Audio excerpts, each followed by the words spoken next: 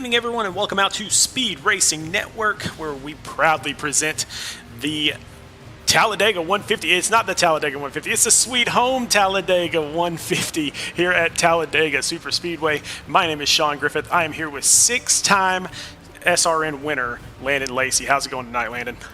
It's going good, man. You know, I've been looking forward to this race all week. I sadly we didn't get to go to Talladega last night due to the truck series having the whole iRacing issue, but we get to go tonight. Should be a good one. I can't wait to see what these Xfinity guys can do in the draft here at Talladega. Yeah, Talladega is the big favorite for a lot of these drivers, and I mean for obvious reasons. Basically, you put the pedal to the metal, and all you have to do is kind of keep the car from running into other cars. But it's not as easy as it sounds. No, not at all. I mean, you know, like we talk about with the draft, I mean, you kind of have to, you know, somewhat hit somebody else. You kind of got to give them a push, but you got to make sure you don't push them too hard, or you might cause the Talladega big one. Yeah, and that's really what a lot of the viewers like to see. They like to see that big one out there, but here tonight, a lot of these drivers are not going to want to see that because this is the end road to the playoffs. So we are right here in the last 4 weeks of the regular season, and here we are with this wild card track. Yeah, getting into crunch time, some of these guys are going to be really hungry tonight, seeing that this is a good opportunity to pick up a win. Because, you know, you come to a super speedway, just about anybody in the field could win it. So a lot of guys are going to be really aggressive, and that's going to cause some excitement for tonight. Yeah, there's going to be all sorts of fun out there. We're going to see a lot of team driving. We're going to see a lot of bumping out there. That's just kind of the way that Talladega does it. But this is week number 10, the Sweet Home Talladega 150. 60 laps around this place. It doesn't sound like that much, but this is a big, huge track. A lot of room to maneuver, a lot of places that you can go, and a long way around this thing. Yeah, Sean, I think we're going to see a lot of 3 wide tonight, and might even see 4 wide with, like you said, a wide track here at Talladega. A lot wider than its sister track of Daytona.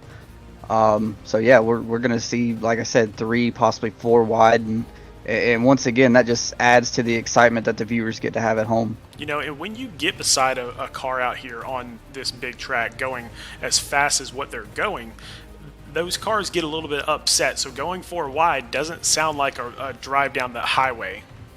Oh, not at all. I mean, the air that you have in these packs, I mean, you kind of watch it on TV and it looks so simple. It's like, man, these guys are just all in one big line, 3, 4 wide, and it looks so easy. But inside the car, it is a constant moving car. You know, you're making sure you, especially if you're in the middle of a 3 wide, you know, you're trying to make sure you don't hit the outside car. You make sure you don't hit the inside car. You're fighting it the whole time. Yeah, before we get into the league details, I remember the first time that I drove Talladega when I got onto the iRacing service, and I thought that it was just going to be one of those things where it's so easy to turn the car and you can keep that car going straight and all that stuff. And then when it started moving on me, when cars were around me, it freaked me out a little bit. And so luckily these guys out on the track have a lot more experience than I did back then. Yeah, you know, I mean, hey, I don't suggest this, but if you've ever driven down the interstate and been behind a tractor trailer, that's what it feels like, only at 200 miles an hour. Oh, cannot imagine this in real life. Thank goodness this is a simulation. But we do have 20 weeks here in the Xfinity Series. The first 13 weeks are our regular season, and then we cut to the top 15 in the playoffs. We also have a new thing this year called the Playoff Lucky Dog, which basically that week 14, that first week of the playoffs, whichever driver is the highest finishing driver that is not already in the playoffs, they get into the playoffs. And so really a lot of stuff, a lot of fun that's going to be happening, definitely starting week 13. But we do have fixed setups in this series, so everybody runs the same car, no fast repairs. So you hit that wall, you're in trouble. You hit another car, you're in trouble. So that's just kind of how we roll. Yeah, and that's a big key point there, you know, with the no fast repairs. You definitely do not want to have any damage here tonight, seeing that, you know, mainly super speedways focus on aerodynamics, and if you mess that up at all, it can really hurt you. But these guys pay $10 a week to race. We have weekly and season payouts. We'll get to that here in just a second. $500 to the overall champion. And you think we go over a 20-week period, that's $200 for the season, and you could walk away with $300 more than what you paid, and some guys carry over week to week. So I mean, you could come out with a lot of cash here. Also have the team championship for $200 just to stack on, more bang for your buck, so to say. Oh, exactly. I mean, this is one of those leagues where, yeah, I mean, it's a lot of fun to drive out there on the track, but guys take this very seriously because there's some money involved. There's not a ton of money. We'll talk about Kane Cook in a second, who's running for a lot more money than what we're running for tonight. But one thing that we need to go back and touch on, that no fast repairs.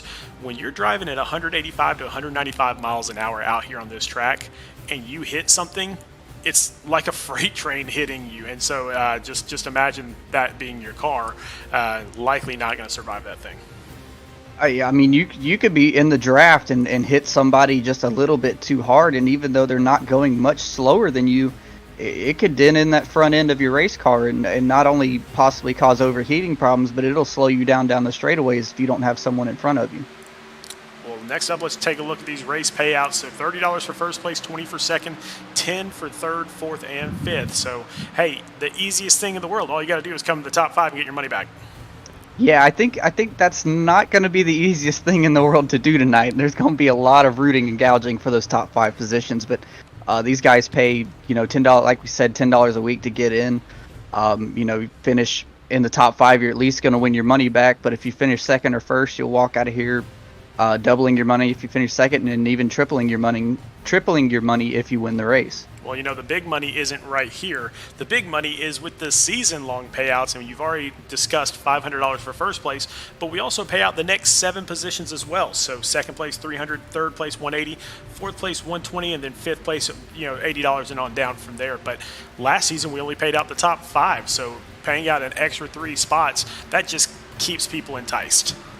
Yeah, I mean, like we've talked about this before. You look at other leagues and you see, like, when they get to the end of the season, you kind of see the numbers dwindle. And like we've talked about before, SRN's done a good job this season at promoting a reason to stay by paying out the top 8 this season instead of the top 5, and I think it really drives a lot of guys to not just look at hey, I'm in the top 15, but I don't think I'll get that far in the playoffs. Well, even if you don't get that far in the playoffs, it still gives you a good reason to keep running. Definitely. Now, if you need any coaching on this, and obviously we have a sim coach, Kane Cook, just like we talked about a little bit earlier. This guy drives in the biggest series of them all, in the Coca-Cola series, where he's driving for $300,000. So anybody that has parents that says, hey, you can't make any money on video games, they are lying to you. All you got to do is be the best in the business in iRacing. Heck, if somebody tells you can't make money on video games, they need to come talk to me too, because I've been doing pretty good lately myself. But no, this guy Kane Cook, he's man. I kind of heard of Kane Cook before he went big time here in the Coke series, but has an iRating of 7414, as you see there on the screen. He's actually got 2 accounts on iRacing over 7,000, and just getting to 7,000 on one is difficult enough. But he's known for being a hard charger. Kind of doesn't qualify very well, but always ends up front in some point of the race. And like you said, Coca-Cola Series, racing for $300,000 this season.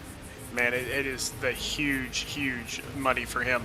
But go to speedracingnetwork.com, book your time with Kane Cook. You can go singles, doubles, teams, or group sessions. But he will teach you all the ins and outs of iRacing. But a new sponsor this season that is sponsoring our rec replays and also part of this pre-show is the Beer of the Week, brought to you by Beer Street Journal. And we are going to check out, hey, it's an Oktoberfest beer, I believe. When the fall season comes around, most people think about pumpkins, and who can blame them? We've even had 3 pumpkin-style beer segments in the past 4 weeks. But another fall tradition is fast approaching. It's Oktoberfest. So this week's Beer of the Week comes out of Wild Heaven Brewery in Decatur, Georgia. And for the 4th straight year, Wild Heaven is bringing back their Fest beer. Now, originally in years 1 and 2, the brewers used a specific type of European hops in the brewing process, but it wasn't quite traditional enough. For a traditional Fest beer, you have to use hops straight from the home of Oktoberfest, in Germany. So that's what they did. And what has resulted is a very traditional but very delicious German lager. So if you're looking for that perfect Oktoberfest taste and feel, don't look any further than Wild Heaven's German-style Marzenfest beer. The Beer of the Week is brought to you by BeerStreetJournal.com, the leading online publication for craft beer reviews. Go to BeerStreetJournal.com to find your next great beer. And as always, you must be 21 to enjoy, and please drink responsibly. That's right. It is a fest beer. It's Oktoberfest time here in about a month. Actually, not even a month. About half a month. We're into Oktoberfest. So why not have a fest beer, a German-style beer? So definitely check out Wild Heaven Brewery and their fest beer. I hear it's absolutely delicious. I've not been able to get my hands on a can yet, but I hear it's wonderful. But go to BeerStreetJournal.com to find your next great beer. Landon, let's get on to the really, really good stuff.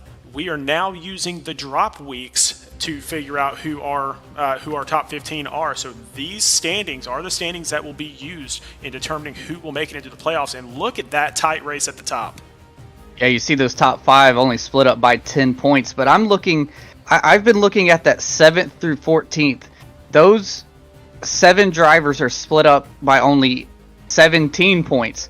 So going into the playoffs here, as we're getting closer, you're not only going to have to worry about guys trying to get into the top 15, you're going to have to worry about guys that are already in the top 15 moving up even farther, because now that we've added these drop weeks, the points are just tightening up, and it's going to get really interesting here going into these last 4 races before the playoffs. Yeah, a couple things to point out here. Rev Racing has all 5 of their drivers in this standings right now. Striker Motorsports has 3 drivers in that top standings, and Tank Racing has 3 drivers in that top standings. So definitely the teams are showing out here, but look outside the cut.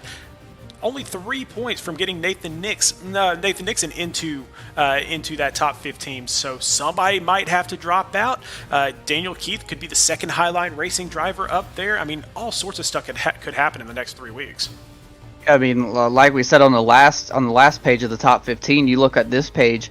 There are 11 drivers on this page that are within a 1 race, like max points, so to say. So they're within a 1 race points from being able to jump into that top 15. So you never know what could happen. Someone tonight in the top 15 could have a bad race, and we could see not just one, but a couple guys possibly move from this list into the top 15.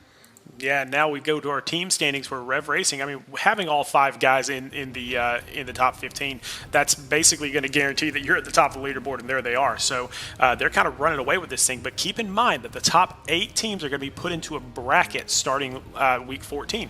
And so just because Rev Racing is kind of running away with the points right now doesn't mean they're going to win this championship. They have to go through the gauntlet.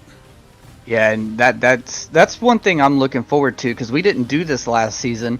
And I'm really looking forward to it, because not only do you have to race, especially if you're in the playoffs, not only do you have to race the other guys that are in the playoffs, if your team is running for the team championship, you got to worry about guys that might not even be in the playoffs as well. Yeah, it is going to be an insane end to the season, but let's get into these team intros, because I believe we've only got about 5 minutes left of qualifying, so we'll kind of get through these things. Let's talk about Rev Racing a little bit. They do have 2 wins on the season from 2 different winners, but if you look at the other 3 guys on the team that don't have wins, all 3 of them could pop a win off here tonight. Oh yeah, anytime. And Jordan Bain, I look at Jordan Bain, he's probably got the one with the most momentum coming in here to Talladega after getting that win last week at Darlington. Yeah, and now Tank Racing, they are definitely still working to catch up to them, and they've got the talent to do it. These guys have been racing together for quite a while, and I've seen them do some amazing things, especially here on super speedways, where if they get linked up, they can get to the front very, very quickly. So be on the lookout for Tank Racing to kind of get linked up out here tonight. Yeah, and I'm not going to tell you who my pick quite is yet, but my pick comes from this team.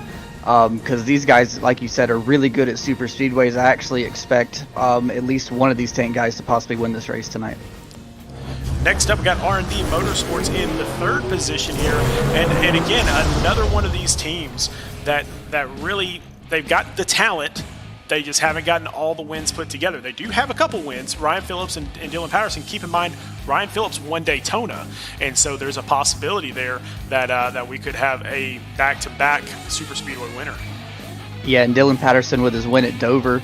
I'm still watching Corey Saucier. Like I said, like I've been saying the past couple weeks, he's been slowly moving up the championship standings. Only 8 points now with drop weeks out of the top 15. So I think he continues that rise into possibly getting into the top 15 tonight. Next up, Stryker Motorsports, and Stryker has one of the good friends to the program, Brandon Domain, one of our broadcasters from Wednesday nights and Sunday nights. He is up there and knocking on the door of the top 15 with Jose Castellanos and Tyler Markle and Jack Hedgecox as well. So 3 of those guys in the playoffs currently. Yeah, Jack Hedgecox has been on a good roll lately too. Was really good at Darlington last week until some late race misfortune. Seems to find this team quite often, but these guys, Talladega, you never know what might happen tonight for these guys. Yeah, I've heard it from a little birdie that these guys are going to try to kind of hang back in this race a little bit, let the damage happen in front of them before making their moves. So that's going to be a strategy for a lot of these drivers out there tonight, is to hang back. But Rev Reloaded is another one of those teams, and they're just trying to make their mark. Now, they've only got 3 drivers on the team, but when I say there's 3 drivers, these are 3 drivers.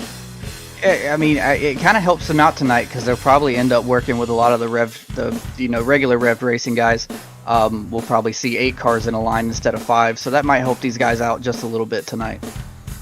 Next up, Jonathan Beyer Racing, and JBR has kind of been on a roll in the truck series. They just haven't really been able to put it all together here in the Xfinity series. Now, they only have 4 drivers on the team, but again, another one of these teams that they have the talent to do it. The brakes just haven't gone their way.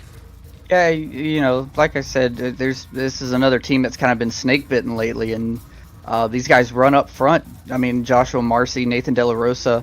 You see them in the top 10 just about every week. They just have some luck that doesn't go their way, but if they can get that turned around, it would really help them out. Next up, Highline Racing. Now, another team that is down on drivers, but not down on talent at all. Seth Reed, one of the best drivers in the entire series, and they also have Daniel Keith knocking on the door to get into that top 15 as well. So don't look past these guys, especially here at Talladega, where anything can happen. Yeah, but like we say, you only have 3 drivers, and when it might not affect you as much now, but once we get into that playoff run, having guys with 5 drivers on their team compared to 3, it's really going to hurt you when it comes to that team championship. And finally, JW Racing. Now, they are in the last spot right now in the team standings, but that's because they came into the series right there on the cutoff week to get in. And so that's why they're so far behind. But to tell you that they've been on a tear would be an understatement. Drew Ballesteros already has his first win here in Speed Racing Network, and I'm telling you, with a couple of different breaks, they could have 3 wins right now. Yeah, like you said, these guys showed up late, but I'll tell you what, they have showed out. Especially, after the Richmond run, James Shanewolf had a good car at Richmond and just had a little bit of bad luck at the end of the race. And then the following week, Drew Ballesteros got his win at Pocono. So these guys, like I said, have shown up and shown out since they've come on board with SRN. Yeah, last week at Darlington, they had a lot of their guys up at the front, and then a late race caution came out that involved a couple of them that kind of knocked their team out of that race, but they basically controlled that race. So I kind of look for them to do the same here tonight. I watched them during practice, and they were really working on all 3 of them being nose to tail as close as possible to push each other around the track. Yeah, and that's what you're going to have to do with these guys. You're going to have to get your whole team together and try to make the fastest laps possible. See what you can do. Try the inside, try the outside. But some of our independent drivers here, you got Scott Kalal in the 25, Travis Trevillian in the 71, Bo Brady's here tonight in the 17, Jordan Saylor's in the 55, and Bobby Anderson in the 18. Yeah, and you got Kyle Wimble in the 30, Tristan Bailey in the 88. You got Michael York in the 9. Rhett Tucker, who's a regular driver here in Xfinity, just doesn't have a team. He does have a win on the season, though, so don't look past him. And then Lucas Lyons as well. So all sorts of independent drivers. Like I said, everybody loves Talladega. Let's get out there to the track and find out what our standings look like for qualifying. Yeah, you got Vincent Cortez from Tank Racing. We talked about how good they are on super speedways, and just looking at this top 12, well, there's only 2 of them, but you got Vincent Cortez got the pole, Nathan Nixon for Rev Reloaded starting 2nd, Devin Zimmerman for Tank Racing starting 3rd, and Ted Wreckage for Rev Racing starting 4th. Yeah, and 5th, Lucas Lyons, an independent coming up from the Truck Series this week. Bobby Anderson, another independent for the Truck Series, moving up. He's going to be in 6th. Adrian Schumacher from Tank Racing will be in 7th. Seth Reed, like I said, man, he's been on a tear for Highline Racing. He's starting in 8th. Michael Larch for JW Racing starting 9th. Joshua Marcy for JBR starting 10th. Jordan Bain for Rev Racing starting 11th. And rounding out your top 12 is Nathan De La Rosa for JBR. Man, I'm seeing all these cars out there on the track. They are ready to get this thing started, and so are we. But first, I got to know, you said earlier you already have your pick in mind. Who you got? Oh, well, it kind of looks bad now because he got the pole. I'm going with Vincent Cortez. I think him and his Tank Racing teammates, like we talked about, they are really, really strong when it comes to super speedway racing. I don't know if Vincent Cortez will win, but I think your winner is going to come from Tank Racing, but I'm going to take somebody that I think can really, really get it done tonight. I really like that pick because Vincent Cortez drove in the Truck Series last season, and he did really well. But when he got up into the Xfinity Series, he really started to shine. So I really think he is one of the most underrated drivers in the Xfinity Series, although he's on people's radar, just probably not as high as what he probably should be. For me, see, you kind of stole my pick, and that's kind of the issue with me giving you first pick sometimes. Hey, you know what? Great minds think alike. I'm going to hear from this guy later for me picking him. I promise you he will send me a message on Discord, and he will let me know about it. But I'm going to pick Ted Wreckage. So out here, he is one of those strategists. He is one of those guys that he strategizes the entire race, and he can kind of roll with the punches a little bit. And I think that's going to come in handy here tonight. I think Ted Wreckage wins this race. Yeah, I thought you were going to say Adam Pettit for a minute because he really doesn't like it when you pick him. But but yeah, that's a really good pick. I didn't even look into Rev Racing's team to see what kind of driver capability they have, and I literally kind of forgot about him even though I raced for him at the beginning of the season. But yeah, Ted Wreckage, a great pick. He's good at super speedways just as much as Tank Racing's good at super speedways. So, but I mean that kind of goes through the whole field tonight. Anybody in this field could possibly win tonight. Well, we've got plenty of cars out there. We've got 41 cars out there on the track. Vincent Cortez is going to be in that first position. Right behind him on the track is his teammate Devin Zimmerman. So remember when I said the Tank Racing gets linked up and they're really, really good? Now they're going to show it. And but you got to think as well. You got Nathan Nixon on Rev Reloaded and Ted Wreckage from Rev Racing. I mean, tonight they're basically teammates. So pretty much Rev Racing versus Tank Racing here on this initial start. Yeah, and Lucas Lyons back there, he is also a Rev teammate. So, man, they've got all sorts of power out there on the track. Let's see what happens as the pace car dives off. And Vincent Cortez is going to get our green flag and start us off here tonight. As they come into the restart zone, this is a long, because the start-finish line isn't until after the tri-oval, but he gets on the gas, gets a good, kind of, little bit of a, too good of a start there, I would say, because kind of left his teammate sitting there, and it looks like Ted might be able to get to Nathan before Zimmerman can get to Cortez. Yeah, and already a little bit of shuffling towards the back of the pack. These guys up front, they're going to kind of hold pat for the time being. Yeah, you're probably going to see a lot of guys drop down to the bottom here, going down the back straightaway, and just kind of fall to the back, just trying to take care of their stuff and not get caught up in anything too early here to take them out of the race. Well, he's getting pushed by Devin Zimmerman on the outside. Nathan Nixon getting pushed by Ted Wreckage out there. So Now we've got two lines forming out there, one on the inside, one on the outside. You said a little bit earlier we could go 3 wide at some point too. Yeah, and right now that outside line is going to need just a little bit more help. I mean, they're doing a pretty good job with what they got, but at super speedways, numbers means speed. But man, they're going to go 3 wide here for the lead. Yeah, Ted Rekich not wanting to wait at all, and he kind of leaves Nathan Nixon out to dry there in the middle. You do not want to be in the middle of this racetrack with no help because your car just bounces all over the place, and that's what a lot of these 3 wide wrecks happen from, is just having a single car in the middle.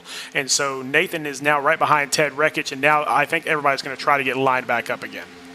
Yeah, I'm looking at somebody who told us last night, as Adam Pettit drops to the back, I'm guessing to try and save his stuff. But I'm looking at somebody who's moving up to the front, who said they were going to run in the back. He even told us in the broadcast last night. And that's Greg Olenek up there, probably about 10 rows back in that outside line, leading that second kind of group on the outside line. But he told us last night, he said he was just going to drop to the back and ride. But looks like tonight he's decided to try to get up to the front here early. Yeah, I really think it's a fluid situation. So if you don't qualify well, then yeah, go ahead and hang out in the back. If you do qualify well, then the front is the safest place to be. But he's kind of mid-pack right now, so it's going to be kind of interesting to see what he does here, because I don't like being in that 10th to 14th position. I don't like that. Oh wow, as you see him really moving around there, going down the back. Seth Reed on the inside. Yeah, in the middle. Seth Reed in the middle, and that put Ted Rekich. Ted Rekich is just trying to control every line that he can as he went to all 3 lines there down the backstretch. Well, he gets the lead because of it, and again, leaves Seth Reed out to dry there in the middle. And so all these drivers have long memories. They're going to remember moves like that, and when it comes time to pushing at the very, very end, they're going to remember, you kind of left me, man. Yeah, and I'm looking on that top, that third lane up there. I see Nathan Nixon again, but then you got Jordan Bain right behind him, another Rev Racing car. So, and Greg's trying to work his way up there. So Rev Racing trying to get themselves together to possibly group up and get to the front. Look at the 99 of Rhett Tucker, already up 11 positions. We're only 4 laps in. Now, that's kind of easy to do here at Talladega. You're going to shift up and down a lot, but now up 12 positions. So, again, he was not meant to wait back in the back. He wants to be up front. Yeah, and I think I don't think you'll see that as much on Sunday. These cars, and these Xfinity cars, suck up so much faster than the Cup cars do. So you're going to see some massive runs from these cars. And sometimes that can cause people to make slight mistakes and cause some wrecks. Well, that outside line takes the lead. Lucas Lyons there. Seth Reed kind of goes up a little bit higher than where Lucas was, and Lucas decides to drop down in front of Ted Rekich and kind of maintain that bottom line. And like you're just talking about Rhett Tucker again. He's just seems like every lap he moves up 2 or 3 spots, and now he's trying to push Seth Reed up past Lucas Lyons on the bottom. But Ted, another Rev Racing teammate, pushing Lucas Lyons there. Yeah, and for anybody that has not driven in these cars or driven on this sim before, I mean, take a look at what you see. If you're the pusher, that's what you see in the car. You have to completely trust the guy in front of you because you can't see anything on the track. Yeah, and I was comparing these cars to the Cup cars. On Sunday, you can actually, I don't know if you can tandem draft with the Xfinity cars, but with the Cup cars, you can tandem draft, as we're going to see a little bit more 3-wide action here for 3rd place. But you could tandem draft with the Cup cars, and you literally cannot see anything whatsoever. You basically have to go either by the outside wall on where you are at the racetrack or that yellow line along the bottom of the racetrack to kind of judge where you are. Speaking of the outside wall, that is where Rhett Tucker is right now, and he is dropping back multiple positions. He's going to pick up Drew Ballesteros there on the outside, but just 2 cars on the outside. We're 10 on each, the inside and the outside.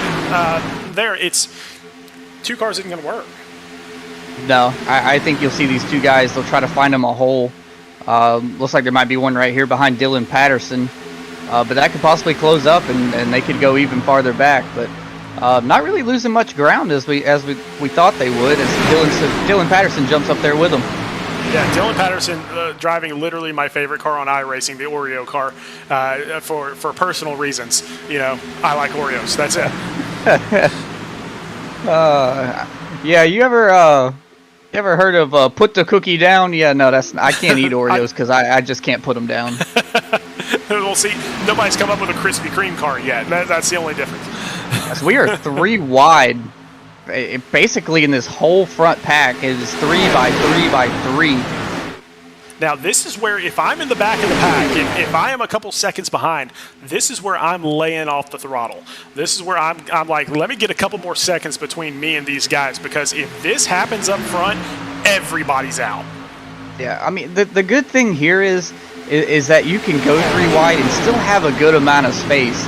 Where if you go 3 wide at Daytona, you really don't have a lot of space. But here at Talladega, there's so much room that you can make 3 wide work pretty well and not even be anywhere close to the 2 cars that you're racing with. Yeah, that's a good view of how much space you have there. Now, again, if you're by yourself on any of these lines, you're going to be getting pushed around a little bit more. So you have to give yourself some room, and you have to hope that they give you room as well, as once again, Dylan Patterson is the monkey in the middle. Falling back, but we saw Rhett Tucker. We saw those 3: Dylan Patterson, Rhett Tucker, and Drew Ballesteros. They were leading that 3rd line, and they pushed all the way up to the front. And then I guess Rhett Tucker was tired of pushing Patterson, or overheated, or something. But he decided, hey, I want to lead this race. Yeah, and so now Rhett Tucker all the way to the lead. Drew Ballesteros, though, is up 26 positions as well. Dylan Patterson up 30 positions. So starting in the back does not hurt these guys at all. Not at all. Like we say, I mean, and you saw, the whole field 3 by 3 by 3, and when it's like that, you can kind of make moves a lot faster than it looks. You just kind of wonder, hey, where do these guys come from? Well, all that 3 wide racing you saw is a bunch of guys just making moves trying to get to the front. Well, checking in really quick on Vincent Cortez, who was our pole position. He's back here in 14th. Now, he is back there with his teammates, Devin Zimmerman and Adrian Schumacher, so definitely has some help back there when he wants it. And it looks like these guys from Vincent Cortez on back are starting to kind of line out into one single file line. I think they're going to let these guys in front kind of do some damage. Yeah, that's what I was just about to say. I think Cortez and Tank Racing, as we see Lucas Lyons drop down, he's probably going to head to the back and kind of get out of this mess. But I think Tank Racing's just riding right now. Whatever runs people get on them, they'll just let them go and just take care of their stuff. Yeah, I was not able to do it right around this week, but I'm hearing that it's between 25 and 28 laps. Is the fuel mileage here. I could be wrong on that. Do you have any insight on that? I do not. I haven't had a chance to run these cars around here either. I know in the Cup race, in the Cup cars, it's about 25 to 30 laps. So I think you're about right on the mark. And so here we are, 11 laps in, and it feels like it's been out here a lot longer, but that's just how massive this track is. And even though this track is massive, when you're actually out here driving on this track, it feels like those laps just click by, even though it's almost a minute lap time. As we see Dylan Patterson and Drew Ballesteros have a moment there going down the backstretch. Drew trying to get his 2nd win in the series, and he is pushing hard for it. I mean, up 27 spots to the lead. Hey, you see that 3rd line forming again. You got Seth Reed. I think that's Bobby Anderson. Kind of like a Ricky Bobby themed race car, and I can't quite tell who that 3rd car is up there. We will. I think it was Ted Wreckage, and he just dropped down to the middle. Yes, you're correct, and he is down there in the middle lane, pushing James Shanewolf into 53. Here's the JW Racing guys. We already seen Drew Ballesteros, but now you got James Shanewolf. And Justin Rideout up here now, as they're trying to get up here and get with their teammate and see if they can get together and work against everybody else up here in this lead pack. Yeah, this is exactly what we were talking about before the pre-show even began. This team has come on really, really strong. They've got 5 super talented drivers here, and they have no problem coming in 3 of the top 10. Not a problem at all, and that's all that gets scored is your top 3 drivers. And so if 3 in the top 10 happens week after week after week, they're going to climb into the team playoffs. Oh, well, right now they got 3 in the top 3. So these guys looking to have a great points night. But kind of seeing, we saw 3x3x3. These guys still 3 wide, but not as hectic as it was a few laps ago. Yeah, it kind of loosened up just a little bit. I think some of these cars were getting a little bit hot, so they kind of started to slack off a little bit, get a little bit air into those engines.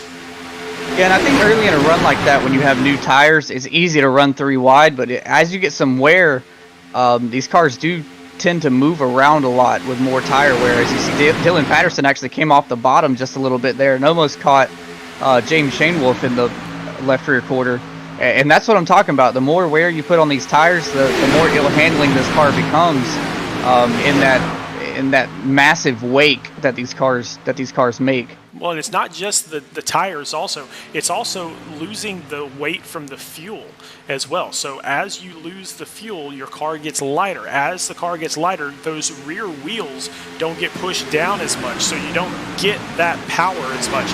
And so your back end starts to float around a little bit coming off the corners. And that's why a lot of these wrecks happen later in the fuel run. Yeah, because you got to think about it here at super speedways. You want that rear spoiler as far down as you can get it, and as that fuel load wears off, it actually raises that rear end. It actually also increases drag on the cars later in the run. So, you're like, why do race cars run slower on long runs at super speedways? They don't really eat up tires. It's just due to not having as much fuel in the car and that rear end being higher up in the air. Yeah, and because that rear end's higher in the air, and the air has so much push to it when it hits the car, that's why these cars are wobbling around as much as they are. And you can kind of get a really good look if you get inside one of the cockpits here. We'll jump into Dylan Patterson's, and as you're getting into the corner, you can see his wheels just wiggling a little bit, but wait until he comes off the corner. You should see a little bit of wiggle. Now, Dylan's one of our best drivers, so see, hardly anything. See, I was trying to point something out, and he didn't help me out at all. Well, to kind of explain it from a driver's point of view, you do a really good job of holding this car down, especially running the bottom line. You do a really good job of holding it down. But when you get to the exit of the corner, the air actually wants to push you up the racetrack as you come out of the corner. So you really have to add just a little bit more, steering into it to try to keep it down so you don't get into that car on the outside of you. Well, you can see lined up all the way back right now. And so there is a second line back there, but it's not nearly as far back as what it usually is. So that second line basically a couple seconds back. So you can see kind of a little bit of a breakup back here. Nothing major. No, I think these guys are just riding, but they're trying to make sure they hold on to that front draft.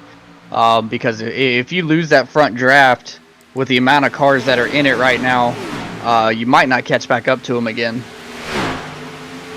We are quickly approaching that fuel window, still green, and which is fantastic. Great job by all these drivers by being patient, not making crazy moves. Those moves will come with about 10 to go. As we see, Adam Pettit, I believe he lost that draft. And he's actually getting passed by the main pack and will be put a lap down right here. Now, he will become the lucky dog at that point. So if a wreck does happen and he gets through it cleanly, then he could get that lap back. So not necessarily the worst position for Adam Pettit. No, not at all. Being as big as this track is, and I don't think we'll see that many cars get lapped on this first run, especially since we don't have any cars with damage. So that'll really work out for him, as they are 3x3 again here for 2 rows deep, battling here for second and third place. Yeah, Ted Rekich loving that outside line, and he's getting pushed by Vincent Cortez, and Vincent had fallen back to about 14th position, that sort of thing, and now he's tired of waiting, so he's back up there pushing for the lead. Yeah, I think he was done riding, I guess. He wanted to see what his car could do, try to make a little bit of progress to the front. Just test the waters out. We're still early in this race. Why not see what your car can do to possibly get you set up for the end of this race? So maybe they heard that we were picking them both and decided to work together. I don't know. I don't know how that really works out, but Drew Ballesteros still leads this thing on the inside line. Yeah, basically, here the past, I'd say 5-7 laps, it's just been JW controlling the front of this field, and they still, you know, controlling that inside line. They're controlling the middle. So these guys just trying to make sure that, you know, they hold down the fort and nobody gets by them. Yeah, which is a great team strategy, but team strategies go out the window when we get to 5 to 10 to go, because everybody wants their name on that winner sticker. Not only do they want that winner sticker, they want that money that comes with that first place finish. So, and also, you know, some of these guys like JW Racing, these guys, you know, are not only in team points, they're trying to see if they could possibly get in the top 15 for the playoffs. Now that's a little bit of a far reach, but you know, if they can put a bunch of good runs together, it is a possibility. Just kind of going back through the pack here, I mean, Travis Trevillian, one of our Truck Series drivers up here, he is in 7th position there in the middle of the pack. And so, again, I mean, he's one of those drivers that, you know, he's up here just for this race, so he's not really racing for points. He's just strictly racing for that money. So why go to the back? And you're right. And plus, this is good practice for him. Like we said, the Truck Series didn't race at Talladega last night due to what we called a rain delay for the Truck Series. So they raced Darlington last night. So this will give him good practice for the playoffs in the Truck Series later in the season. Yeah, our Truck Series not really having the best luck with the iRacing servers the last 2 weeks. And so what we're doing is we're pushing Talladega into the playoffs for the Truck Series. And so that will make it even more important and even more interesting, because it's such a wild card race that to put it into the playoffs. But you know, it's kind of crazy, but at the same time, that's really the only choice we had in order to get all the series back on the same schedule next week. Yeah, and I'm just watching these guys, and I'm looking at, we've gone, it was James Shanewolf blinking a little bit. Oh, and Lucas Lyons just about turned Vincent Cortez. That was almost, about took out about half the field there. But, you know, coming to lap 22, these guys got to start thinking about, hey, we gotta start feeding down to the bottom as we see Vincent Cortez go to the bottom, and get themselves set up for green flag pit stops, because as it looks right now, we're only about, you know, 3 to possibly, I'd say 3 to 5 laps away from seeing green flag pit stops. Yeah, and now the big important question is, who all do you pit with? Are these teams communicating with each other to have multiple teams come down at the same time? And I know in some of our other series in previous seasons, we had entire teams that said, hey, let's work together on this. Let's all pit on this lap, so that way all of us come out and we have a better run. I haven't heard any rumblings of that this time around. No, I haven't, you know, talking with some of the teams, and because I'm kind of in the team's Discord, like off-site Discord channel, away from the SRN Discord, and I really haven't heard anybody say that they've made any sort of deals with any other teams. You know, and not only do you have to worry about who you pit with, but how many times have we seen just this season alone through the super speedways, have we seen the leaders come down pit road in this big group of cars, and somebody, you know, gets on the brakes a little too hard and spins out and gets into 3 or 4 guys. So you got to be careful, not only with who you're pitting with, but making sure you're not getting run in the back of or spun into coming down pit road. Yes, we are approaching lap number 24 here at Talladega Super Speedway. Again, it's been JW Racing pretty much the entire race so far. They are lined up there on the bottom of the track. This is prime position for them, especially coming into these pit stops. So I think they are getting ready possibly to pit here the next couple laps. I was about to say, I think they're either going to be coming this time or next time, because they've been controlling that outside lane, and for them to move down like that, I believe that's an indication that these guys are planning on pitting here within the next lap or two. And you can see how many cars have dropped down to the bottom line. Only 8 cars up there at the top line. So all these cars are thinking, yep, it's about time to get into the pit road. And so these top line cars, they're planning on going 1 lap further than these bottom line cars, just so they can get that position as these guys come into the pits. but I thought that Rideout was going to go down into the pits right there, but he opted not to. So I think maybe one more lap, maybe two. Yeah, these guys really starting to get lined up on the bottom, and you know, I think the guys up top that are in that outside lane have decided that they don't want to be the first people down pit road because they know that first group is going to be a bigger group. You know, for me personally, I like to pit with about maybe 7 to 8 other cars than myself, so probably roughly about a good group of 10. But I definitely think we'll see a pretty big group come down here when these leaders decide to pit. Well, the second that Justin Rideout comes over the radio and says, hey, we're pitting this time around, I think a lot of people are going to change their strategies and say, yeah, we need to go with them. Yeah, and you know, you to be honest with you too, sometimes at super speedways your strategy gets changed. You know, you'll say, hey, I want to pit this lap, and then you'll hear a bunch of guys come over the radio and say pitting this time, and you're like, all right, let's wait another lap. I don't want to go in with that big of a group. So I mean, you could see your strategy, your pit strategy at super speedways change 2 or 3 times throughout the race. On the outside, you got Dylan Patterson followed by Ted Rekich. Both of them have been winners here at Speed Racing Network before, so they both know what it takes to get it done. In fact, Ted Rekich and Greg Olenek had a huge battle back last season. I believe it was at Daytona at these super speedways where it would have tied the closest finish in NASCAR history is how close it was. So just an amazing race there. So he knows how to be up towards the front, and he's doing a good job of maintaining that position. I believe I watched that race just last night, as a matter of fact, with the Tank Racing guys were watching it, and it was Greg Olenek, Ted Rekich. I think it was the Revved Up for the Cause race, as a matter of fact. And the difference was 1/1000th of a second, and like you said, that ties the closest ever NASCAR finish as well. And Justin Rideout, James Shanewolf there on the inside, along with their teammate Drew Ballesteros, and they've just kind of been hogging that bottom line the entire time, which is what you want to do. Yeah, I'm hearing leaders are pitting this lap, so expect a good group of cars to come down right here.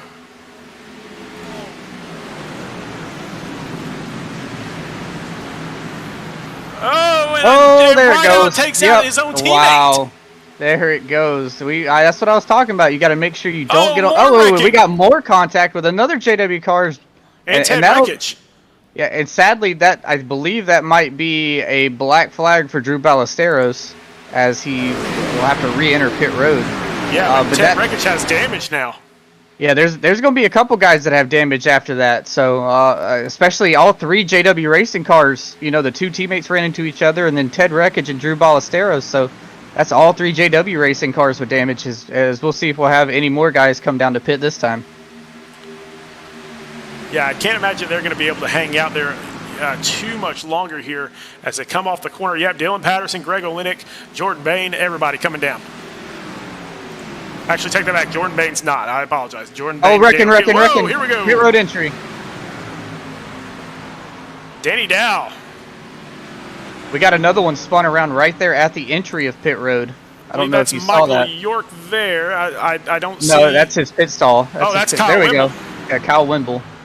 There was a couple guys. We might actually need to possibly get a Beer Street Journal rec replay of that, because it was quite a couple cars that actually wrecked there. I'm really surprised there was no caution for that. Just really quickly, we'll try to grab a rec replay here and find out exactly what happened as they came off the turn. And the rec replay brought to you by Beer Street Journal. Please drink responsibly. As they come down off the track, he just loses it. Yeah, and Brandon Domain with a lot of front end damage. He's missing his whole hood. So the bad luck. We are under yellow. Okay, so I have to figure out what that one's for. But Brandon Domain, again, his bad luck just continues. As he was riding around in the back, just trying to take care of his stuff, and then all this pit road incident really caught him up in a situation that he had no control of. Yeah, we are under yellow here at Talladega. The first yellow of the race, and of course it happens during green flag pit stops, so that is going to jumble up the field dramatically, we do still have a bunch of cars that have not pitted yet. And so Jordan Bain, Daniel Keith, Adrian Schumacher, those are going to be able to come in and get their pits. However, those that have already pitted really are not going to feel too much impact from it because they're still in the lead lap. Yeah, and as we are now halfway through this race, this caution kind of falls in a really at a weird time, because you think we're probably not going to go back racing until we probably get around 27, 26 laps to go. So these guys could come down top off here and actually make it to the end possibly. And so Bain and Schumacher, Michael Larch, Josh Marcy, Nathan De La Rosa, Jose Castellanos, Tyler Markle, and Jack Hedgecox, and a few others are going to be coming down to get their pit service right now. Now, out there on the track, the first car that has already pitted is Devin Zimmerman. So Devin Zimmerman is, I'm assuming, going to become our leader as he comes around. We will see what happens with some of these cars in front. As Brandon Domain, look at that car. That car is torn to pieces. Yeah, if I'm not mistaken, I believe he is also out of gas as he was coming down pit road. So another problem for Brandon Domain in the 20. Well, it looks like Zimmerman decided to come down into pit road. So actually, from the looks of it, I believe it's going to be Jordan Bain is going to come out as our leader, followed by Adrian Schumacher. We're going to get this thing all settled out here before we get back green, but definitely still some pit stops happening, and that was not the best place to have a caution. No, not at all. And then, like I pointed it out before we did, you got to watch out for some cars getting on the brakes just a little bit too hard, and we saw that between the two JW Racing cars, and we saw that there as well with Brandon Domain and those guys. You just got to be aware of what's going on around you, because these green flag pit stops get wild. So just kind of waiting for these things to kind of shake out a little bit. Jordan Bain will be our leader. As let's go ahead and take you through the top 10 here. Jordan Bain up there in front. Adrian Schumacher from Tank Racing in second. Michael Larch, kind of the one that's off the pit strategy of the other two. The other three from JW Racing. So he is up in third. Joshua Marcy from Jonathan Beyer Racing in fourth. Seth Reed in fifth. Nathan De La Rosa from Jonathan Beyer Racing in sixth. Dylan Patterson up there for R&D Motorsports in seventh. Jack Hedgecox in eighth for Stryker Motorsports. His teammate Tyler Markle in ninth. And then an independent driver, Jordan Sailors, up in 10th. Hey, Sean, I kind of want to do a little bit something different. We got some long pace laps here. Why don't we go farther? We got Scott, if you want to do that again. You got Scott Kalal. Got Scott Kalal in 11th. Jose Castellanos in 12th. Brian Huntley Jr. in 13th. Austin Moore in 14th. Rhett Tucker in 15th. Michael York, independent from the Truck Series, running 16th. Our old buddy Greg Olenek running 17th. Tristan Bailey 18th, Devin Zimmerman 19th, and then rounding out your top 20 will be Nathan Nixon. Yeah, and I think we actually Michael York and Rhett Tucker went backwards, so that's why the standings are just a little bit messed up there. But we will get it all straightened out, as I believe we are going to get everybody side by side. Yeah, we still have another pace lap to go here, so. Yeah, sorry about that. I was going off. Yeah, I was going off my actual leaderboard from the last time they crossed the line, so that's my bad. All right, so Adrian Schumacher from Tank Racing, they're on the outside. Now, keep in mind, he is an incredible driver. So for him to be up front here at Talladega is going to be danger signs for everyone else out there on the track. Yeah, but I'm looking right there behind him. You got Joshua Marcy and Nathan De La Rosa, two JBR cars that could possibly get together here and try to get by these guys. Really quick, let's go to another rec replay brought to you by Beer Street Journal. I want to go back and see if we can find the Drew Ballesteros incident here coming onto pit road and see if we can find out exactly what happened here. I think he possibly reacted to his. No, I don't really. Oh, okay. So this is where he turns down. Turns down into Ted Rekich and then goes off the track. But I believe it was Justin Rideout that actually had the incident there with his own teammate. As Justin Rideout came in, locked it up, and then got into James Shamewolf there in the 53. And the reason Ballesteros was turning down is because that's where his pit stall is, because he started way back in the field to start this race. He started 28th, so that was the reason why he was turning in so soon. Yeah, and so he had to go back out onto the track and then come back around into the pits again in order for that to work for him. So, whew, kind of a mess. But again, here at Talladega, that doesn't mean you're out of the race. That just means you're back in the pack and you can work your way forward once again. Yeah, I mean, we saw some guys that started outside of the top 25 in the top 5, within the first 5, 6, 7 laps. So you can make up those positions really, really quickly, just like, again, we saw at the beginning of this race. As we're going to come back around this massive track one more time before we get to green. That first stint, really great driving by everybody there. But they always say cautions breeds cautions. Every time they say that, I'm like, man, we got to come up with a better phrase. But it's true. Well, not only that, Sean, you got to think about, we're halfway through the race now. So instead of the laps counting up, you get to the halfway point and the laps start counting down. So these guys are going to get more and more crunch time, as we call it from time to time. It's crunch time for these guys, and they're going to be trying to position themselves in the best place that they can to try and win this race. Now, most times at Talladega, when we have all these cars on the track, and again, we had 41 to start this race off, when you have that many cars on the track, it's almost inevitable that you're going to have a green-white checker. And these guys all pitted on lap 30, and they were all going about 28 to 30 laps. And so this is going to get extremely interesting to find out who can make it the entire way and what happens if we go green-white checker. Yeah,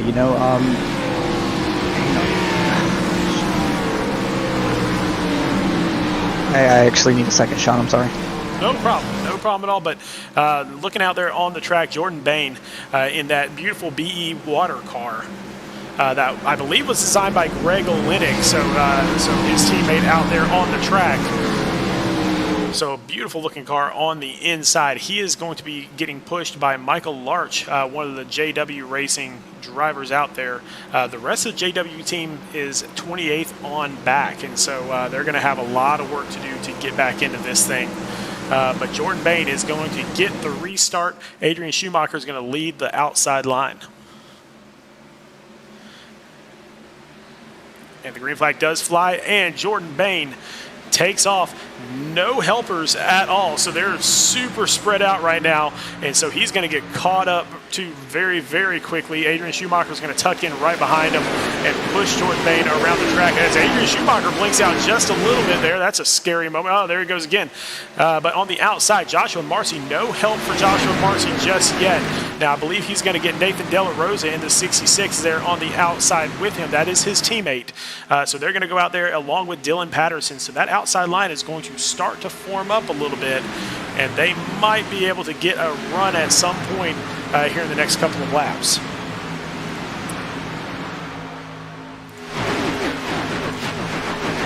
Jordan Bain maintaining that lead, and I think at this point, this is where drivers are going to have to start to figure out, should we really hang back at this point? Because it went green for as long as it went there, I think it's going to be kind of difficult for them to say, hey, let's hang back 6 seconds. So I think these cars that are in the back right now, that's probably as far back as they're going to be, lined up back here about 3 seconds back. So be on the lookout for them to kind of stay in close contact with that front group and not really fall too far back. And you can look back in the back. Justin Rideout and James Shainwolf making a big move to the outside. They see that all these cars are lined up on the inside and that they can get back up to the front with their teammate, Michael Larch, extremely quickly if they can get moving. So they're going to try to start working their way back forward. Now, they do have another teammate, Drew Ballesteros, there that is 2 laps down right now. He is down on the inside. Not sure if he's going to try to go with his teammates or not in case there's some cautions or something like that. But up front, Dylan Patterson in the middle line is going to take that lead away, getting pushed by Jordan Sailors in the 55. Yeah, Sean, like you said, you got the pack spread out so much right now, and I think the more and more we get to the end of the closer we get to the end of this race, I think you're going to see this pack just scrunch up, and we're already kind of seeing it right now.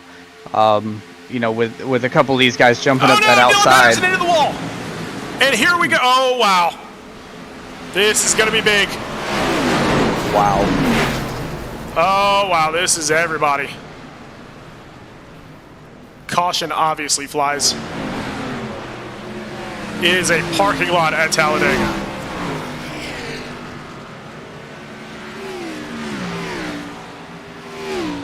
Wow, there is going to be a lot to sort out here. Yeah, sorry. I was just kind of looking at that in amazement as we have one of the leaders get turned in front of the whole field, and that just wadded up a bunch of good race cars. Going to the Rec Replay brought to you by Beer Street Journal, and Jordan Sailors just on the tail of Dylan Patterson and just doesn't hit him square. And then when that happens, all carnage breaks loose. Yeah, and these guys, that's going to ruin a lot of guys' nights. And was that Greg Olenek? I see Greg Olenek in there. So yeah, our series leader definitely involved in that, as we're going to go back and see if we can see it from a couple different angles, see if maybe we can see more people that are involved here. Seth Reed, Nathan De La Rosa, Josh Marcy, Dylan Patterson. Well, Dylan Patterson started. Oh, wow. Just so much damage out there. Yeah. I saw who I don't remember. Mike Lepicki was down there in the infield grass going through 3 and 4, so that add another one to that list. Yeah, let's see if he just kind of bails out or if he gets involved. No, he got involved. Saw Bobby Anderson and somebody else that kind of disappeared for. Wow. So, that's a good chunk of the field taken out just in one swoop. I mean, let's get back out there on the track and kind of see where this shakes everything out. But oh my gosh, Jordan Bain is going to maintain our lead.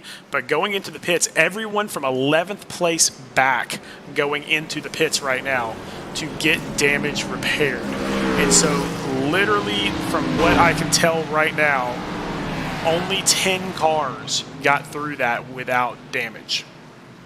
Well, I mean, you even look at Nathan Nixon. You look at the back end of his car. He's in third, but he's got some damage. So take one of those cars off that list.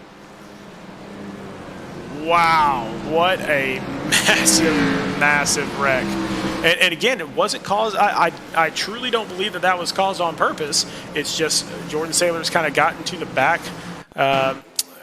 If we can see this from another view here, you'll see that he just doesn't hit him square. So, I mean, that's all it is. And you're pushing so closely here at Talladega. And if we can jump into his cockpit here, you can see it kind of just gets a little bit off center. And that's all it takes. Yeah, I mean, if anything, if you want to get off-centered at all when it comes to super speedway, you want to get off-centered to the left. Anytime you get off-centered to the right, it seems to always have that hooking effect, and that's what we saw right there. And so, I mean, you got to make sure, first of all, you're square, but if you're going to be off-centered, you got to be off-centered to that left side. Wow. There's just nothing else to say. Nothing else to say about that at all. Just massive wreck. So that mixed up a lot of things. Now, Danny Dow is slotted in the second position for Rev Reloaded there. A lot of people don't know this. If you're new to the series, Danny Dow was our original champion in Mid-South Madness Season 1. So he knows how to win these races. He knows how to win championships. Hey, we talked... Oh, sorry, I thought you were finished. Go ahead. Oh, I was just going to say, he's been through it before.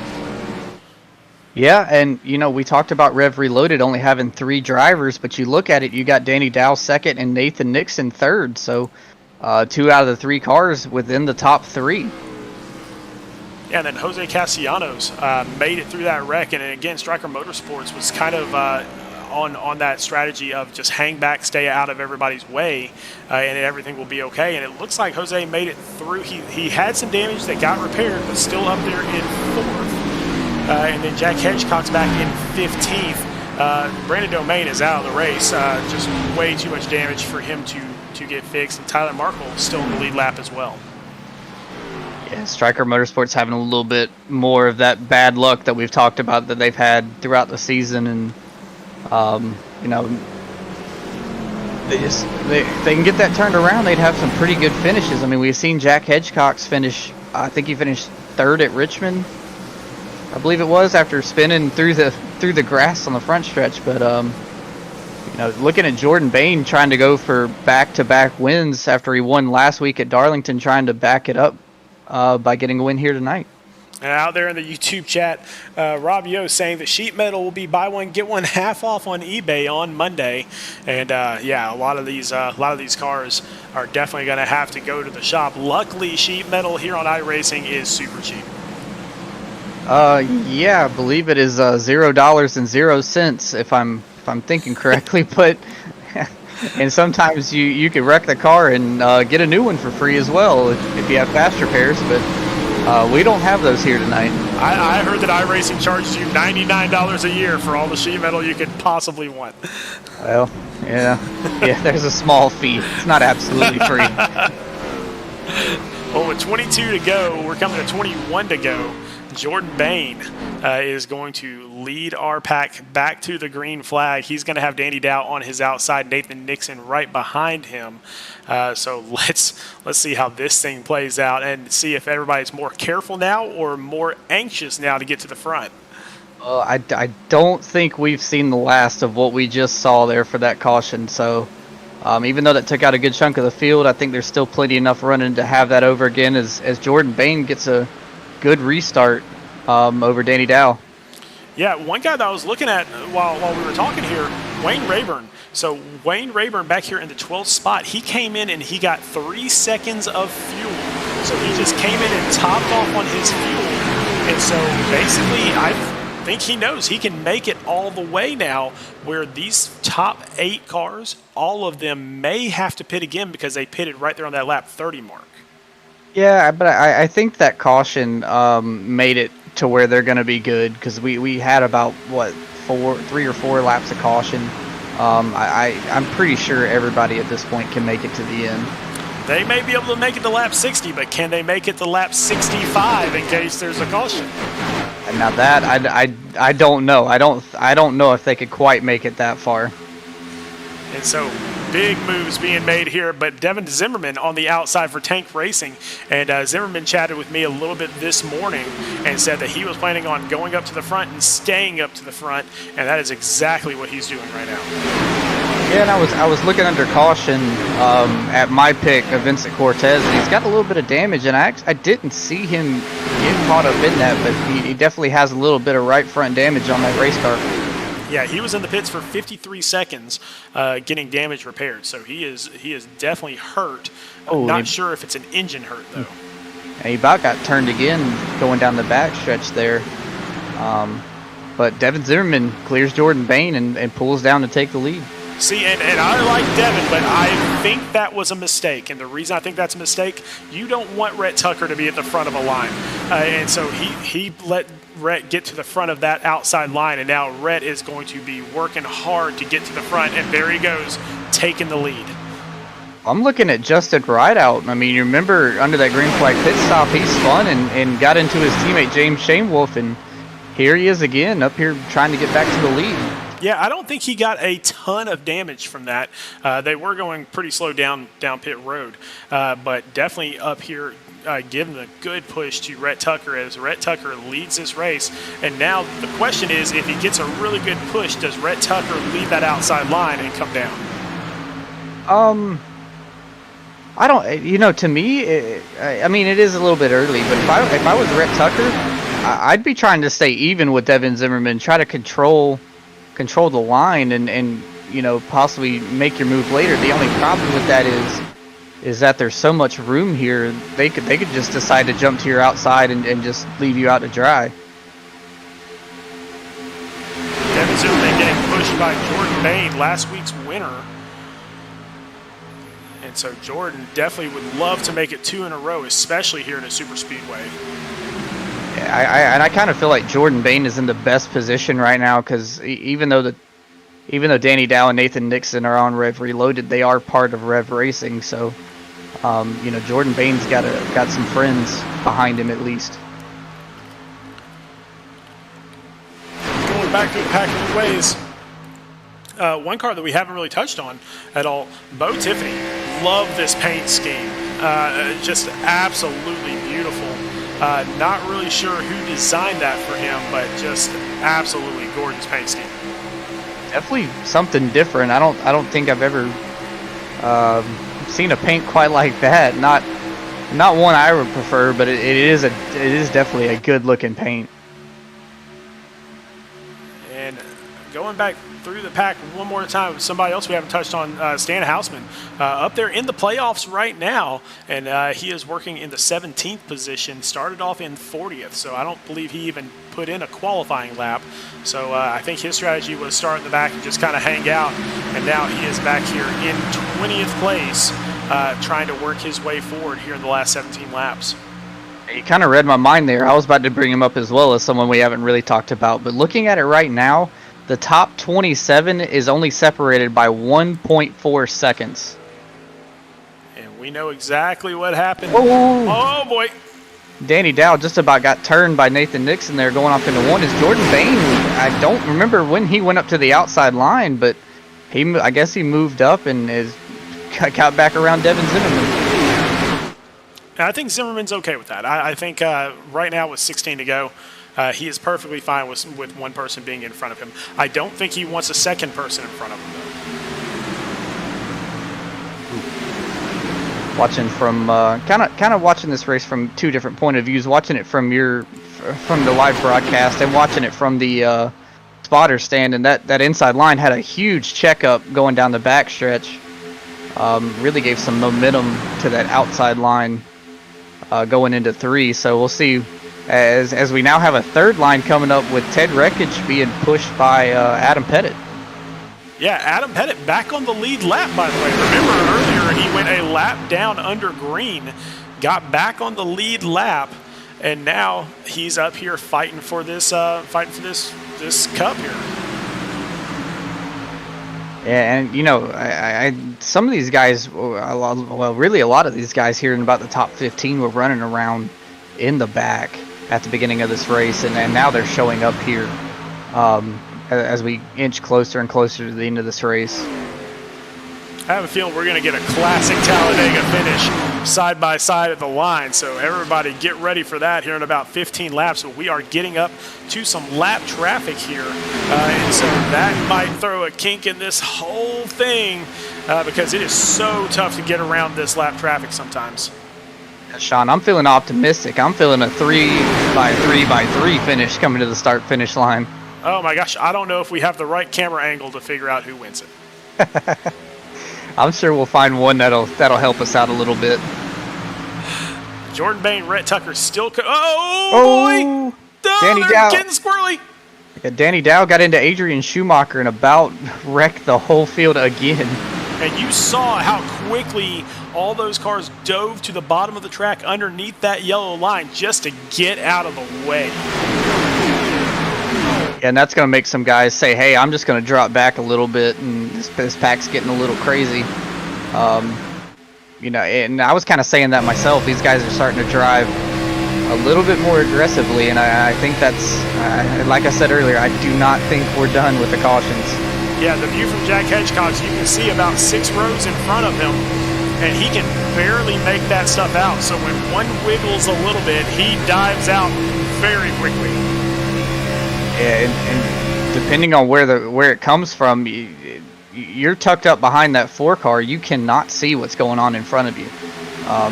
Going down the straightaways especially, but when you go off in the corners, you can see a little bit more. But definitely a lot of blind spots when it comes to super speedway racing. And you can see on the outside, Ted Rekich really wants to get that top line going. Nobody else is going with him and Adam Pettit, though. And so they need a couple more cars up there just to get that extra bit of aero push so that they can get through that through to the front. Just nobody up there helping just yet. I think it might be a little too early for him. As Rhett Tucker clears Jordan Bain and slides down to the bottom, and again, I don't know if that's the right move. I feel like the top line has so much more momentum than the bottom. I would just try to stay up top with that outside line, but I mean, I guess take advantage of every opportunity to get down as you can. Yeah, but it's almost like a revolving door of leaders, because here comes Justin Rideout on the outside getting pushed by Adrian Schumacher. And now if Adrian Schumacher pushes Justin Rideout past Rhett Tucker, what does Rideout do? He's going to drop down to the bottom just like everybody else has. And Rhett made a huge mistake and tried to block, and now he's in the sucker hole in the middle. Oh, boy. And so if he can keep it straight, he'll be okay. And in fact, Justin Rideout just kind of helped him out. Now, we do have those lap cars on the outside. Oh, Adrian Schumacher's going to have to check up, and he is going to drop back a long way. Daniel Keith on the outside, not sure if he knows that those lap cars are there either. Yeah, that really, really hurt Schumacher. I thought he might try to take it 4 wide there, but I don't believe there was enough room to make that move. So that shook things up a little bit as Rhett Tucker falls back to 6th position. Jordan Bain is still up front. Justin Rideout on the outside.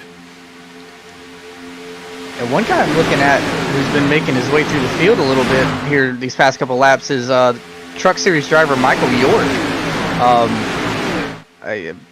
Up there to 12th, about to break the top 10. He's been riding around the back all race long. And I was talking about guys that have been making their way up to the front here at the end of this race, and he's one of them. You can see how close these cars are together, going around at 185 to 195 miles an hour. Man, that will make you pucker up a little bit. As we see again, JW Racing in that third out in the outside lane there. You know, and the 52 of Matthew Robinson, he really hasn't been with those guys all race long, and now he's found his teammates and kind of on the same strategy that they are now. Yeah, I mean that's Michael Larch. Michael Larch in the 52 there. So, but yeah, he really has kind of been on a different strategy. We talked about that a little bit earlier in one of the pit stops. But now they are lined up, and this is exactly where you want to be. You want to be lined up at the front of a line with 10 laps to go. I think they're running a magnificent race right now. I need to start getting these names down better with these JW Racing guys, but it is starting to look like what DW would say, the eye of the storm, as these guys are getting really, really aggressive and really, really racy. You see how much those cars are just moving around going down the straightaways.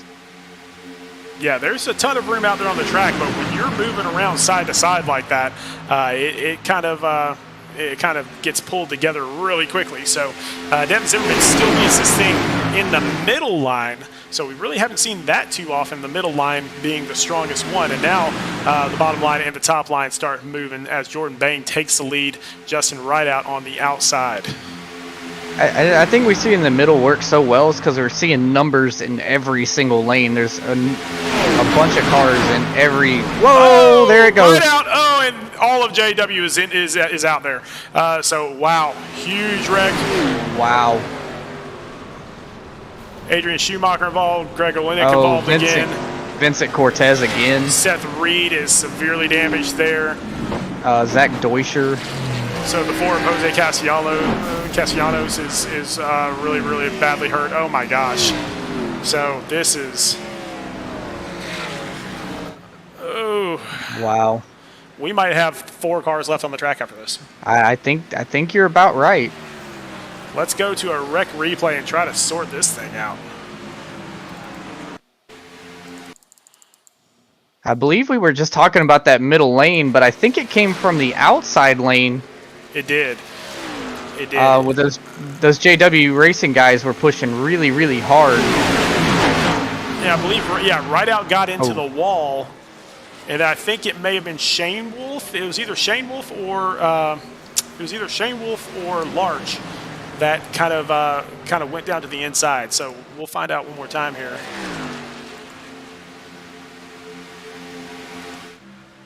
You'll see the 52. Oh, netcode from Zimmerman. I believe that was netcode from Zimmerman into Rideout, and it was a pretty big netcode at that. Let's check it out again here.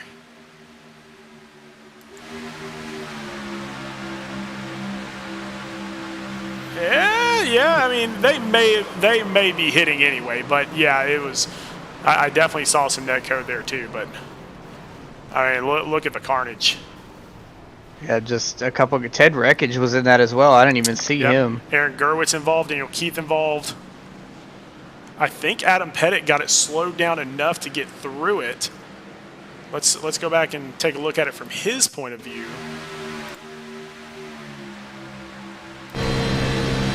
As he's far enough back that he's going to see this thing happen, he sees the wreck, and he immediately gets off the gas and just kind of waits and waits and waits. That's the right way to do it, and then blinks out a little bit, but that is the perfect way to do that. So great move, veteran move there by Adam Pettit. Yeah, let's see if we can, a little bit of a change. Let's see if we can ride along with someone that was involved. Let's ride along with Adrian Schumacher in the 82 through that and see what it's like to, you know, be involved in the big one here at Talladega.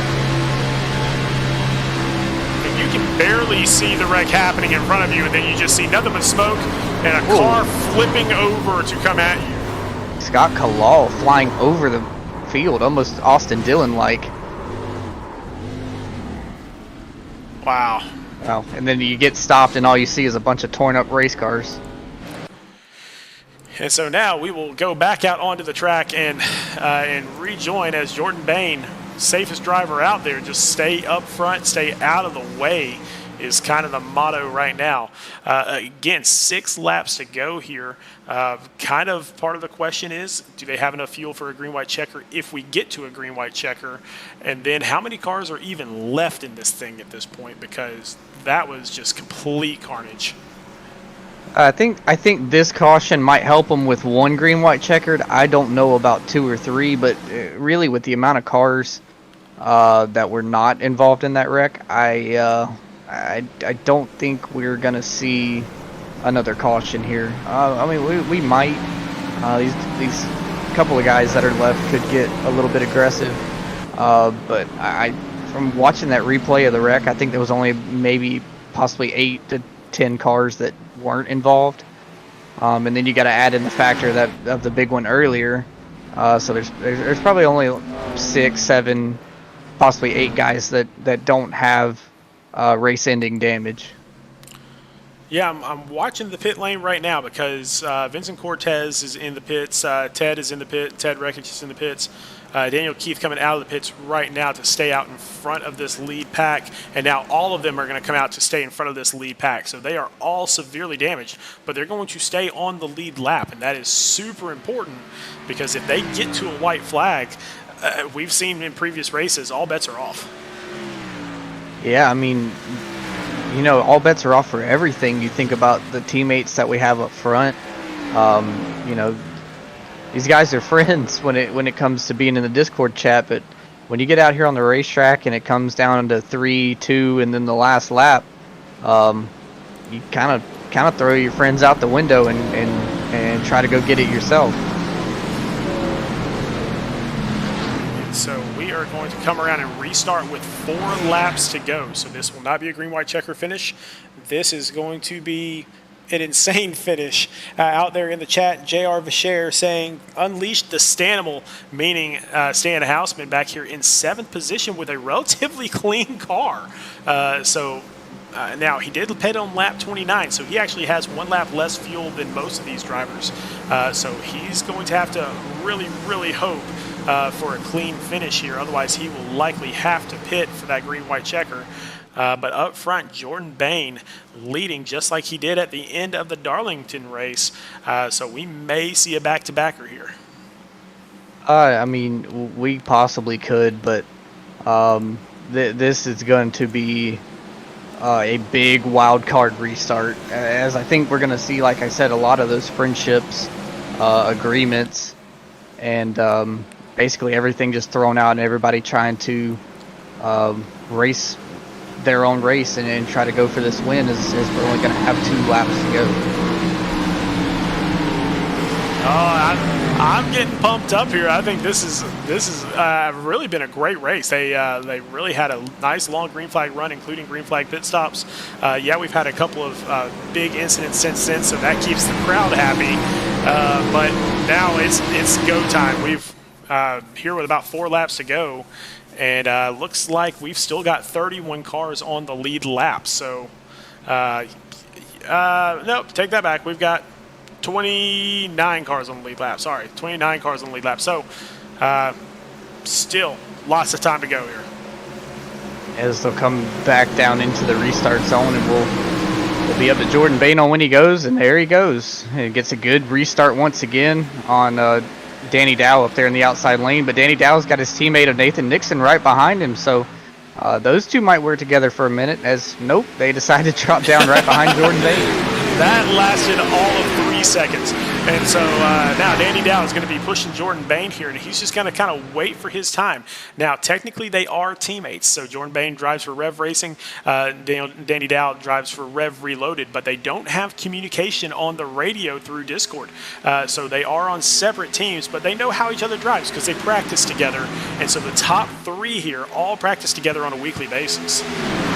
You also got to think, Rev Racing's got 2 wins this season. Rev Reloaded doesn't have any, so and Danny Dow and Nathan Nixon know that, and so do they leave the other Rev Racing driver out and try to get a win for their team this season? 3 to go here at Talladega. We are about to find out all sorts of fun stuff with this group up here, and you can see it's a little bit more spread out than it was just 5-6 laps ago. And that's just because so much damage out there that not every car can keep up anymore. Yeah, we see the only JW Racing car that's left, James Shanewolf, just kind of working his way up. I don't know who that is in the 54. It's 54 on their car, but it's not the 54 car. That's Bo Brady on the outside. Bo Brady. We had 2 13s last night, got 2 54s tonight. So, but Bo Brady, haven't even talked about Bo Brady all night, but here he is with 3 laps to go, battling Jordan Bain for the lead. Yeah, one of our Cup Series drivers just coming down here to get his laps in before the big race on Sunday night there in the Cup Series. But don't look now. Jordan Bain is not going to hold back here. He doesn't care if it's a Cup driver or not. I'm looking at the 3rd car in the outside lane. We talked about him a little bit earlier. Stan Houseman, he's up here possibly trying to go for this win here as they come off 2 with 2 laps to go. Now you got Adam Pettit and Michael York and Rhett Tucker starting a 3rd lane up there on the outside. And there goes Stan Houseman on the outside too. So he's going to get a good push from Adam Pettit. This is going to come down to it here. If we can make it to the white flag, I think that last lap is going to be the best lap we see all season. And again, we see Justin Rideout, who was kind of caught up in that last wreck. He's worked his way back up here trying to get to his teammate, James Shanewolf. And here we go. They are coming to 1 to go if they can get to the start-finish line, and they do. White flag here at Talladega. Stamble into the wall. Cross Adam Pettit's nose. That's going to take out a couple more cars, but we're still green as they come off of 2. Jordan Bain and Bo Brady side by side as they come off of 2. And James Shanewolf pushing Bo Brady for everything he's worth because he's got to get Bo Brady past Jordan Bain, which he did. And now here goes Shanewolf. Yeah, Danny Dow got in the right rear of Jordan Bain down the backstretch, and it upset the car, and they lost a lot of momentum. But here comes Shane Wolf on the outside. He has no friends. All of his teammates were in wrecks, but here comes Bo Tiffany on the outside. Yeah, Bo leaves them out there. And now they're all spinning. Who's it going to be? Bo Brady's going to win this race as everybody wrecks at the end. They were coming up on a lap car. Worst position to be in coming up to the checker flag. And Bo Brady is going to steal a win here in the Xfinity Series. Basically a mister. Where did he come from? Because we didn't even see him until with about 3 laps to go. And he comes out here and steals the win away, so to say. And so a couple of congratulatory taps there that sent him into the inside wall. But Bo Brady will take this win. Bo Tiffany coming out of nowhere to take second place. James Shane Wolf with a nice, smooth, consistent drive. Even with that stuff that happened in pit road, he will finish in third place tonight. That was I thought we were going to get that 3-wide finish at the line like I was talking about earlier, but hey, I'll take it. It was a good finish. As we'll run down our top 20, as we talked about, Bo Brady, coming down from the Cup Series and getting the win. Bo Tiffany finished in second for R&D Motorsports. James Shane Wolf finished in third for JW Racing. A pair of teammates of Daniel Dow and Nathan Nixon, fourth and fifth for Rev Reloaded. Michael York coming up from the Truck Series finishes 6th. Jordan Bain from Rev Racing finishes 7th. Brett Tucker, independent driver but is an Xfinity Series regular, finishes 8th. Jack Hedgecock from Striker Motorsports has another good finish, finishing 9th. And Justin Rideout for JW Racing finishing 10th. In 11th place, Adam Pettit from Rev Racing. Travis Trevillian, an independent up from the Truck Series in 12th. Lucas Lyons, another independent from the Truck Series in 13th. Another independent, Bobby Anderson from the Truck Series in 14th. Zach Deutscher will finish for Rev Reloaded there in 15th. Wayne Rayborn finished 16th for Highline Racing. Aaron Gerwitz will finish 17th for Rev Reloaded. Tristan Bailey, another Xfinity Series regular, will finish 18th. 19th is going to be Adrian Schumacher for Tank Racing. And Devin Zimmerman for Tank Racing will round out your top 20. All right. Well, let's see if we can't get James Shane Wolf up here into the booth with us and find out exactly how his race went tonight. James Shane Wolf, Sean and Landon up in the booth, man. How's it going? Good, guys. How are y'all? It is good. I mean, I know you ran into a little bit of trouble on pit road there, but you brought it back really, really strong. How was your race tonight? A lot of fun, man. That was one of the most interesting Dega races I've ever run. You know, everybody was 3 wide for a long time without any issues. It was really cool to run. You know, be in the middle of 3 wide and not have to worry about getting doored from either side for once. So shout out to everybody for running clean and keeping it smooth. Yeah, James, we saw a lot of your teammates get caught up in that last big wreck. How did you work your way up through there? Really without any help from your teammates. Honestly, I just rode. Before that last big one, I got a black flag for an unsafe pit exit. I don't know how or why, but I just rolled with it. I just took the EOL. It wasn't worth arguing over. And it hurt me because I got stuck with a lot of the cars that were beat up and hurt and off pace. But and all that happened, and it brought me right back into it. So I guess just being lucky, man. I got my black flag at the right time. Well, man, I mean, your team has really come on strong. I know you guys joined right when the deadline happened as far as the cutoff for those teams. So you are still eligible for those team playoffs, and you guys are making a massive push. Tell me what the team environment is like there in the chat as you guys are driving. Very strategic. We know the point situation. We're very aware of it. And we put a bunch of time in each week to try and figure the car and track out, and a bunch of different sessions with different temperatures and this, that, and the other. So we kind of know what to expect going into the race, and it's all about just we know who we're racing. We're keeping an eye on them throughout the night and just trying to make sure we stay ahead of them. Well, man, you did a great job out there tonight. Who would you like to thank before we let you get back to celebrating? Yeah, big shout out to Track Racer. Make sure you use discount code JW Racing at checkout. Save you a couple dollars. Also, a big shout out to Adam Capps over at Thunder Valley Tavern in Bristol, Tennessee. So if you're there or if you plan on going there for the races this weekend, that place is literally right outside of the track. I believe it's right outside of Turn 3. Make sure you stop in there, have yourself a cold adult beverage. Shout out to Justin Rideout and JW Racing for allowing me to come wheel this thing for him. It's been a lot of fun. And also shout out to Jason Tripp, Sean Griffith. You guys are awesome. Thank you for giving us a place to race. Speed Racing Network, all the partners of that, Sparkle and Shine, Sandwich Man Racing, Flavor Bomb Seasonings, Tropical Smoothie, and Silverback Tack Solutions. Thank you guys all for partnering up with this and making it what it is. Well, man, we certainly appreciate that, and we certainly enjoy watching you wheel this thing around. And we will check back in with you next week at Charlotte. Hopefully I'll be able to have another post-race interview. Sounds good, man. We'll look forward to it. Yes, sir. All right, James Shamewolf back down with his team, and let's see if we can't get Bo Tiffany up here. And here we go. Hey, Bo, Sean, and Landon up in the booth. How's it going, buddy? Just letting the nerves settle down here real quick. That was fun. I bet the knuckles were white the entire time. We were sitting here freaking out the entire time, and we're not even in the cars. Yeah, I didn't know how that was going to play out. That was awesome, to come from 22nd. Didn't get the best qualifying lap, but, finished second with no damage. I'll take it. Well, Yeah. go ahead. Yeah, Bo, I think you kind of mesmerized Sean with that paint that you had, and I liked it as well. It's a little bit different. Who painted that car for you? That's a Bobby Anderson special. So I sent Bobby a message the other day, and I was like, I want a paint scheme that says I'm coming for you to make the chase. So he's like, all right, I got some things in the works, and this is what he sent me. So I was like, let's run it. Well, man, he did a great job on that, and definitely everybody knew you were coming. And that last couple of laps, you kind of popped out of nowhere, and that paint scheme just popped, and it really just worked its way to the front. Tell me about that last lap where everything kind of started to open up for you a little bit.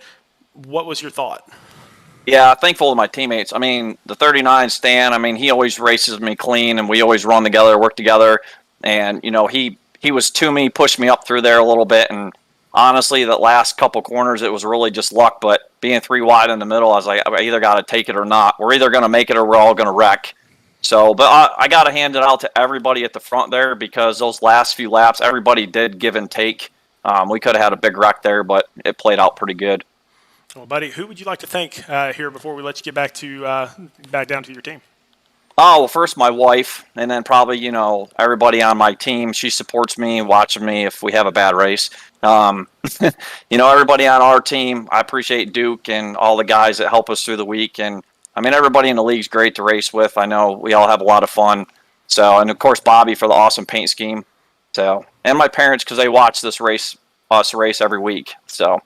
Literally the smartest guy that we have in the entire series, thanking his wife first on the broadcast. Dude, that is a good husband right there, man. Good job on that. Well, we're going to let you get back to it, man. We'll see you next week at Charlotte. I appreciate y'all. Thank you. All right, take care. All right, and finally, let's see if we can get our winner in here, Bo Brady, who dropped down from the Cup Series just to say hello and ended up taking the race. How's it going, Bo? It's going great. Man, killer run there, and I know Landon said it on the broadcast where, man, we haven't even talked about this guy all race, and all of a sudden he's up front winning this thing. What was your race strategy? So I had my spotter and I came up with a really good strategy going through this race. We decided just to hang out in the very, very back. We knew we had to not pounce. Like usually with 10 laps to go, people just want to run. They want to go. But we waited until within that 10 laps, I knew there was going to be a wreck. So I waited for that, made sure I missed it, got myself in 7th, and gave myself an opportunity is what I was doing. Yeah, Bo, I think my main question is, what kind of momentum and confidence does this carry for you? And I know this is the Xfinity car. It's a lot different than what we're going to be running on Sunday. But what kind of momentum and confidence does this give you going into Sunday's race? Oh, it really gives me a big boost, knowing that I can get that win, and I can actually get it done on the bottom side with a little push. I have a good team with Striker Motorsports in the Cup Series, and hopefully they can push me to a win there too. Well, Bo, who would you like to thank here tonight before we let you get back to celebrating? Well, I'd like to thank my spotter Kyle Johnson. I'd like to thank Striker Motorsports, Joe Ruggles, Speed Racing Network. You guys put on a wonderful broadcast and a great racing for us, and and then Trip for helping me get done with this Xfinity win. Excellent, man. Well, congratulations once again tonight. We will see you Sunday at Talladega for the Cup Series race. All right, thank you. All right, Landon, that was a killer race here at Talladega, but next week we're headed to Charlotte for the Oval Not Roval 150. I still can't get over the name of these I love races. the name, for man. next I mean, week. I do. love it. No, I'm not saying I hate it. I love it, but the Oval Not Roval 150. That's great. I love it. But yeah, off to Charlotte Motor Speedway, my hometown racetrack, as a matter of fact, and really looking forward to going here. Been to many races at Charlotte, and kind of, to be honest with you, it kind of helped me figure out the line for that racetrack by actually going to the real life race. But man, the Xfinity cars at Charlotte are a little bit looser than the Cup cars, so I think we're going to see a lot of slipping and sliding in the Xfinity cars next week. Well, that's going to be fun, but man, Sunday is going to be an absolute blast as the Cup Series comes right back here to Talladega, and more laps, more horsepower, more everything. Nobody wants to miss this race. Yeah, but after seeing them two big wrecks tonight, I'm a little bit worried because, we saw the wreck in the middle of the pack. We saw the second one up front. It's going to be a crazy one. I'm possibly thinking about changing my strategy for the race on Sunday, but we'll just have to see how everything goes through qualifying and basically where I start and where my teammates start. Well, you saw that those guys that were fighting for the lead were the ones that got into the wreck, but the leader himself didn't get wrecked out. So just keep in mind, hey, if you're leading, you're going to be okay, buddy.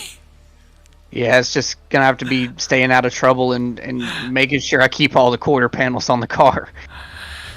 All right, buddy. Well, man, what a great race here tonight. I really had a good time with you here in the booth. So for everybody here at Speed Racing Network, all of our sponsors, and all of our drivers out here, thank you so much for watching. And as always, go faster. Good night, y'all.